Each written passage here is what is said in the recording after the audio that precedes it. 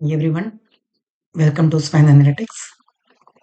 In this video, we will see how to identify gaps in enrollment, baseline enrollment, using the claims data. This video is a sequel to the previous video. The previous video that we spoke about what is enrollment, how to define it, how to define the enrollment start date, the end date, and gap in enrollment, what a gap it is, what gap means, etc. So all those details have been already explained in the previous video.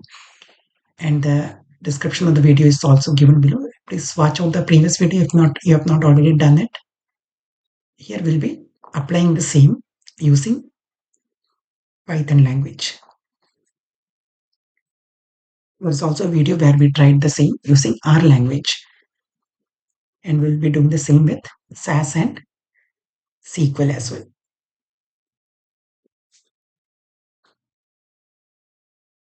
So first we will import the Pandas library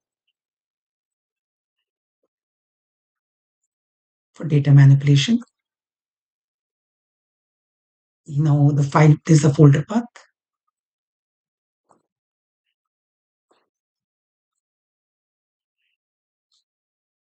And we will use the pd.read_csv function to read the data. CSV, it's a CSV data and located in Google Drive. So the name of that's called the name of the data set, raw_enroll.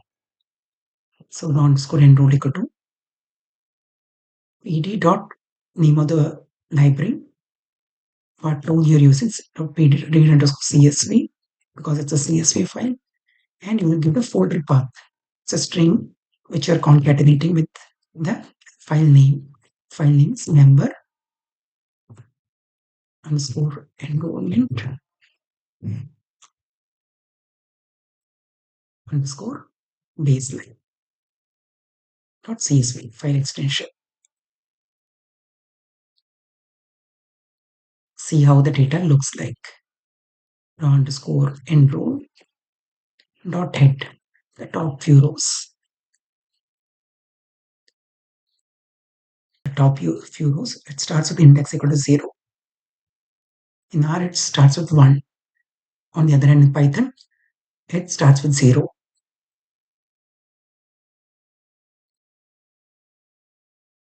I would also want to check the unique values for a particular column. We see that we are looking at the unique values for the column product, and we see HMO, PPO, RX, EPO. So these are different values. So what does this mean? So these are different types of insurance. So HMO is Health Management Organization. It means the people who are enrolled, the members who have the insurance policy, can only go within the network of healthcare professionals. They cannot go beyond the network. Let's say you have an insurance coverage for Manipal Hospital. You can only go to Manipal Hospital. You cannot go to other network of, or you maybe have couple of hospitals, maybe Manipal Hospital, Apollo Hospital, a certain set of hospitals, but you cannot go beyond the network of hospitals. There is also other limitation here, and it's affordable as well. HMO, you cannot directly go to a specialist. Let's say you got a ear pain, you cannot directly go to ENT doctor. You have to first go to a general practitioner, and after the consultation based on his referral, then only you can go to the specialist. So the general practitioner acts as a gatekeeper here. So that is HMO. There is something called PPO, Preferred Provider Organization. So you can go to any provider here within the network of healthcare professionals. Also, you don't have to wait for referral. You can also go beyond the network of healthcare professionals also. So there is more flexibility here. So if there is anything urgent, you can easily directly go to it outside the network of health professionals. The next is EPO, Exclusive Provider Organization. This is somewhere stands in between HMO and PPO. It is better than HMO in terms you don't need to wait for a referral to go to a specialist within the network of healthcare professionals. So if you want to, you got a ear pain and you don't have to directly go, you don't have to go to a GP and get a referral. Directly go to a specialist or ENT doctor here. At the same time, you cannot go outside the network of healthcare professionals. So if you are assigned a certain set of healthcare professionals, like let's say Manipal Hospital Apollo, you cannot leave that and go to other hospital. So that is one limitation there. So it's a balance between HMO and PPO, somewhere in between. Then there is RX. RX is only for drug prescription refills or getting the drugs from the pharmacy. So if your insurance covering that health medicines, then you have RX. So this is about the different types of insurance policies. Now we saw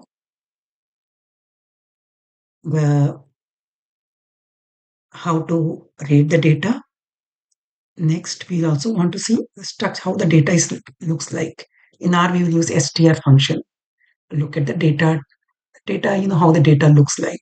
Similarly, in SAS, you will use proc contents, and it will show you all the data types, the variables, and its data types.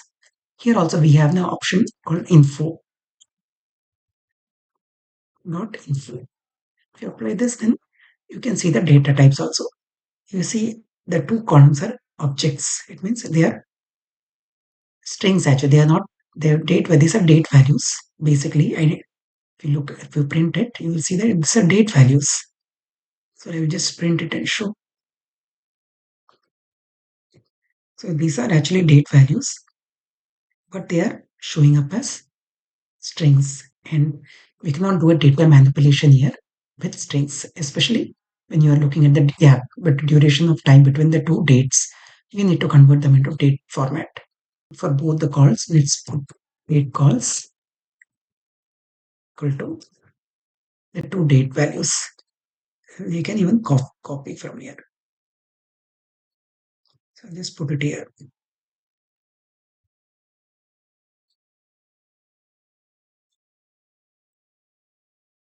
So these are the two date columns, and we will convert them from character to strings to date.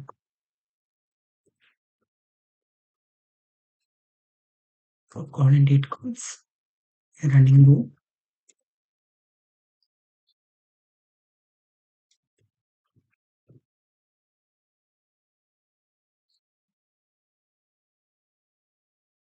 Here we'll use the pd.datetime, pd.datetime function, and then within that we'll apply the dataset underscore enroll call.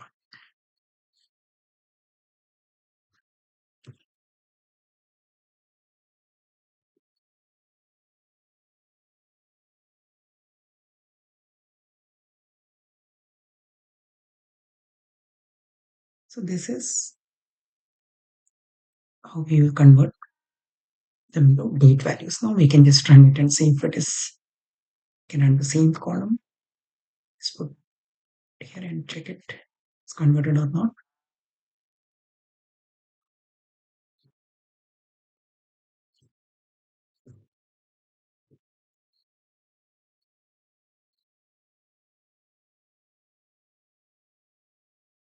Now we can see they are both converted to date values.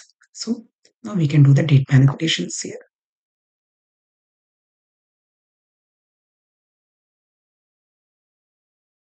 Now the next step is sorting the data. Before we take a lag, you remember we are going to take the lag here. We are looking at the previous value. In case you have not checked the previous video, please check it out. That's where we have explained the concepts. Why we are looking at the previous value and the current value and seeing the difference.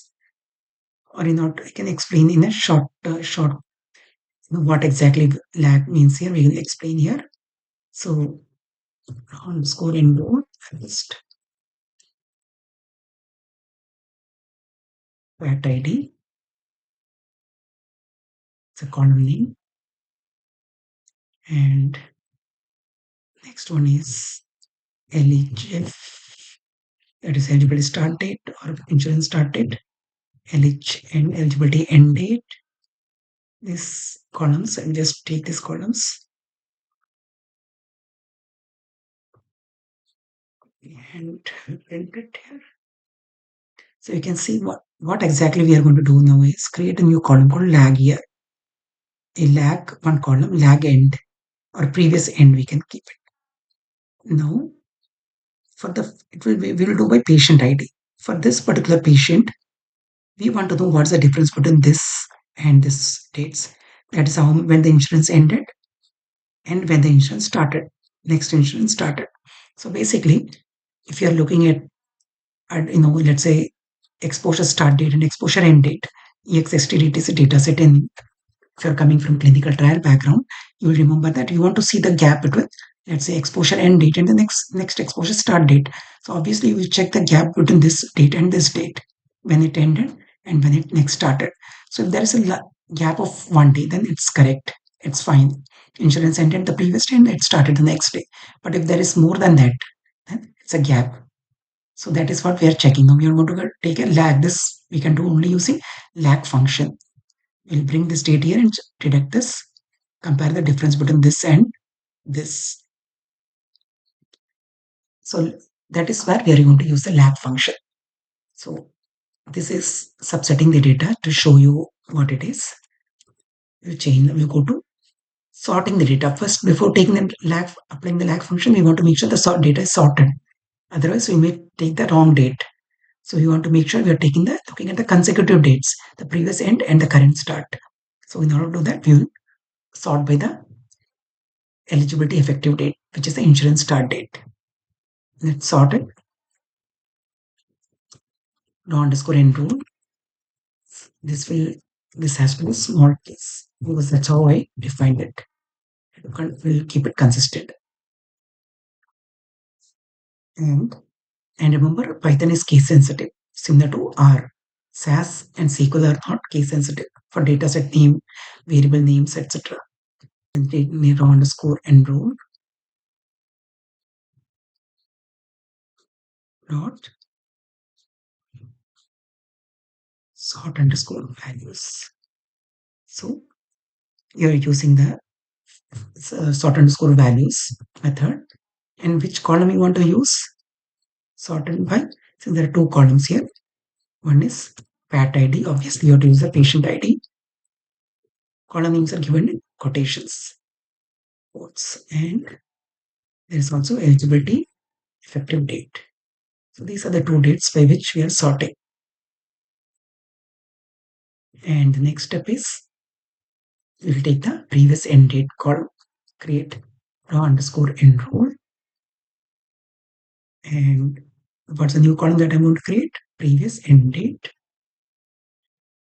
And how do you define group by patient ID? You remember whenever we are doing in SAS also, when you are before you apply the lag function, you remember by patient ID or by use subject ID, you will be writing it.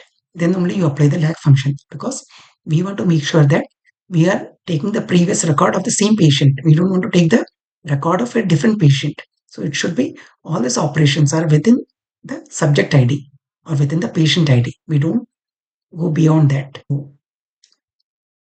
So first we'll run score enroll dot group by pat ID. So this is, and then once you update the grouping, then what you are going to do, to take the particular column, which column you are going to use, eligibility end date, the previous end date, elig end. And for this, you are applying the lag function. Here, lag function is same as shift. And which value you are taking? The preceding value, just before value. In SQL, and there are certain languages, SAS we don't have, but some languages we can take even the one or two values before also, the two rows above. So that is why they have given an option here. So one means preceding value. We'll just check it.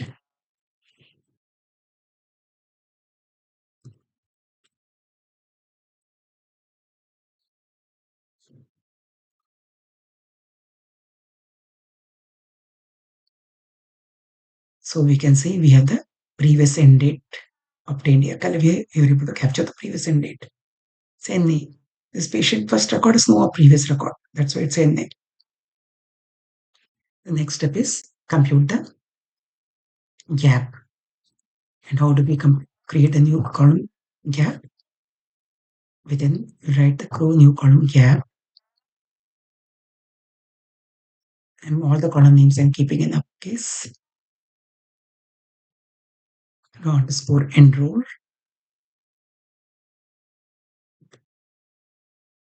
of previous end date should be non-missing. So let's write previous end date should be non-missing, not NA, not NA. That means this particular column should be non-missing. That means this one. If it's NA, we don't take that. Only if it has a value, then only we can see the difference between this date and this date. If you want to see the difference, you can only do it if it is non-missing here. So NA. And next condition we have to give AND operator. Eligibility effective date. In other words, this date, this particular date, eligibility effective date should be greater than eligibility effective date. Now underscore enroll. Always write the dataset name and within bracket you are writing the column name. Should be greater than the previous end date. Again, dataset name first. And within bracket, eligibility, previous end date, pre-end should be greater than this, plus 1.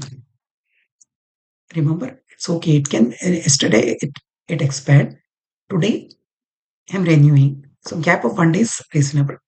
Should not be more than that. If it is more than that, then only we flag it as gap. So this is raw and I cannot write plus 1 here. So we have to tell him clearly what 1 means here. And time delta. See, there are functions that is same, but different case. They all mean different. So we have to make sure the case is also matching. Time delta. So day is equal to 1. We want 1 day. Now, next thing is, this is what we are comparing.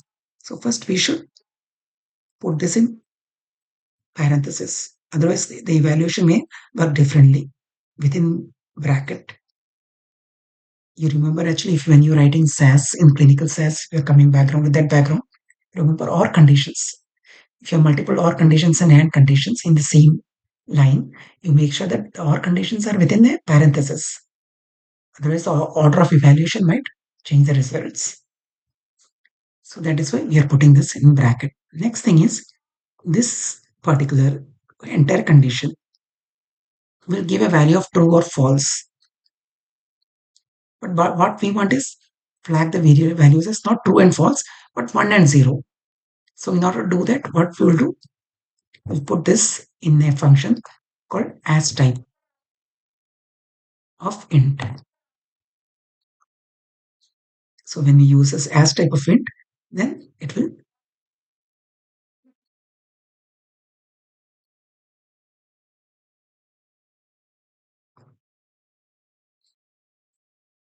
should be pd dot time delta. We have to explain which particular library we are using. It's a pandas library. From that, we are picking this particular function or tool. So this we have to mention here, otherwise it will throw an error. Now let's raw underscore enroll dot head. Let's take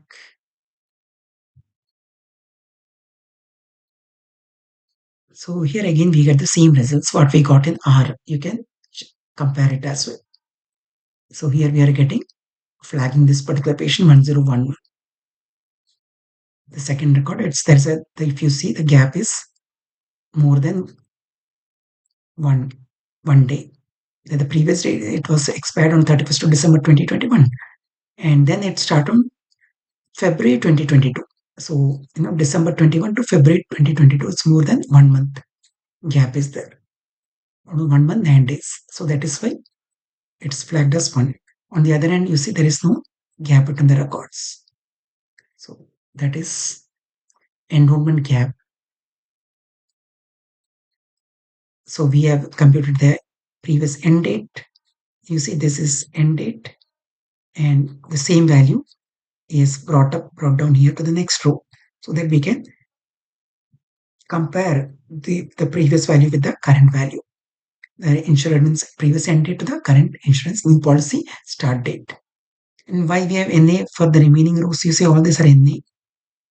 Why they are all missing? Because these patients have just one record. There is no previous record for these patients. If there is only one record for a patient, we cannot really take the previous value and compare with the current value. That's just one insurance policy running throughout the baseline enrollment period. But when there are more than one record per subject or patient, then only we can take the lag value, because remember we are doing within subject.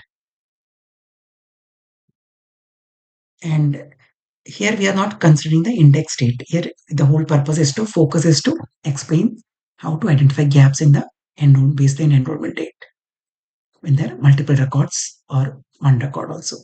For a patient insurance policies, each record stands for an insurance policy. And we have also explained in the previous video why these patients, you can see HMO, PPO, why this difference exists, why a patient might have more than one policy. If you have any questions, please reach out to me on this email ID. Thank you very much.